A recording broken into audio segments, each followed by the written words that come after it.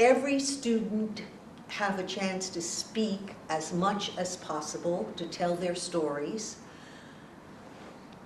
to learn stage presence, to hear stories and love them, to be aware of beginning, middle, and end, to ask questions afterwards, to answer the questions, if you were the teller, to answer the questions that people had about your story, to try to integrate that into your story, because that's what was missing from your story, the part that, in other words, what Jeannie has called the juicy details.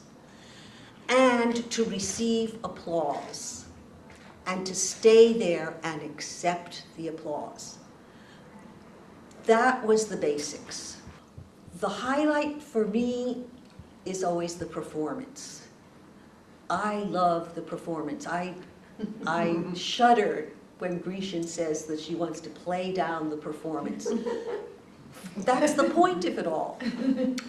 And to Hear. And listen to the voice of experience. It seems here. to me like they change after they perform. After those children hear that applause, they perform. They know theater is team sport like no other experience that I've ever had. And so then they feel themselves. So that's, for me, is the focus, and that was, the focus, and that was the triumph. But the elder storytelling moment was very much like that. And I was going to suggest that we do it twice, because it's kind of a shock to the kids the first time, and it's a shock to the teacher, and it's even a shock to me who did it last year. That all of a sudden that yes, you can break them up into little groups, and yes, they can all talk at the same time, and then they can all get up.